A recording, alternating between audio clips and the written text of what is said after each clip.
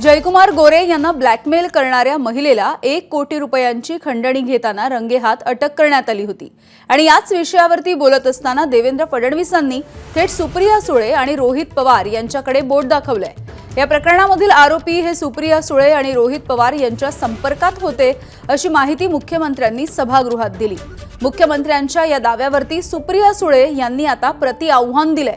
माझा फोन तपासासाठी द्यायला मी तयार आहे अशी भूमिका सुप्रिया सुळेंनी घेतली आहे। तसंच फडणवीसांच्या आरोपांवरती सुप्रिया सुळे आज संध्याकाळी उत्तरही देणार आहेत। तर मुख्यमंत्री देवेंद्र फडणवीसांनी सभागृहामध्ये बोलताना नेमका कोणता आरोप केलेला आहे आपण बघूयात।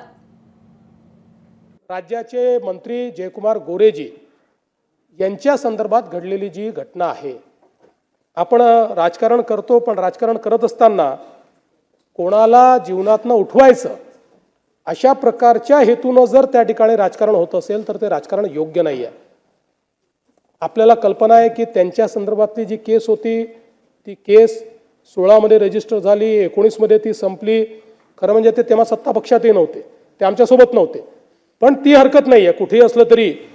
आणि त्याच्यानंतर अचानक हे उकरून काढायचं अशा प्रकारचा जो विषय झाला आणि म्हणून मी त्यांच्या हिमतीची दाद देतो।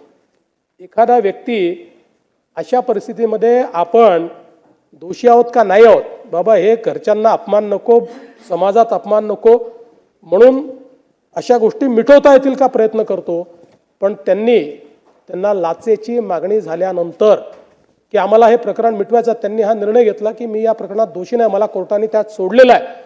त्यामुळे त्यांनी पोलीस स्टेशनला जाऊन तक्रार केली।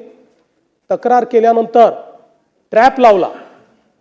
ट्रॅप लावून सगळं कन्व्हर्सेशन हे त्या ठिकाणी टेप झालं, सगळी मागणी टेप झाली।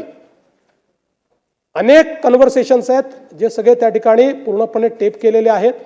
आणि हे टेप झाल्यानंतर मग ज्यावेळेस पोलीस विभागाची खात्री पडली की मागणी योग्य, म्हणजे मागणी केलेली आहे, तक्रार योग्य आहे, त्यावेळी पोलिसांनी सापळा रचला आणि प्रत्यक्ष त्या ठिकाणी हँडओव्हर करताना कॅश त्या आरोपीला पकडण्यात आलेला आहे।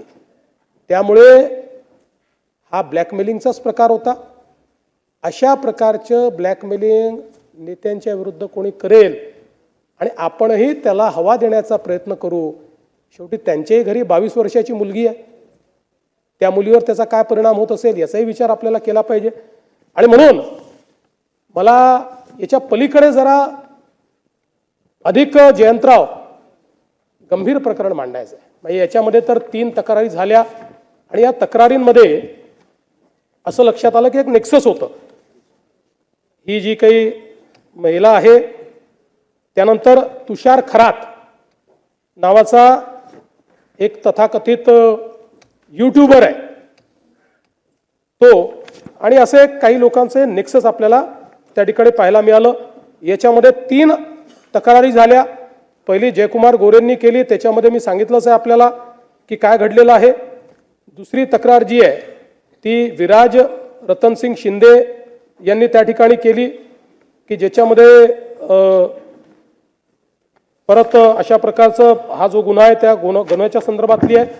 आणि तिसरी तक्रार तळबीड पोलीस स्टेशनमध्ये उमेश मारुती मोहिते यांनी केली, कारण ही जी महिला आहे ही सरसेनापती हंबीरराव मोहिते यांच्या घराण्याची आहे वगैरे अशा प्रकारचा जो खोटा प्रचार करण्यात आला त्याच्या विरुद्ध ही तक्रार त्याच ठिकाणचे उमेश मोहिते यांनी केली।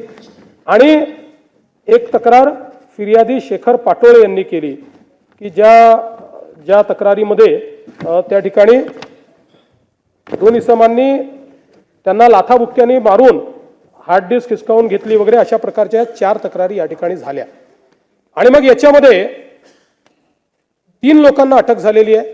एक ती महिला आहे, दुसरा हा रिपोर्टर तुषार खरात आहे आणि तिसरा एक अनिल सुभेदार आहे। आता या सगळ्यांचं जे काही या सगळ्यांनी मिळून हा कट रचला, याचे सगळे पुरावे सापडले।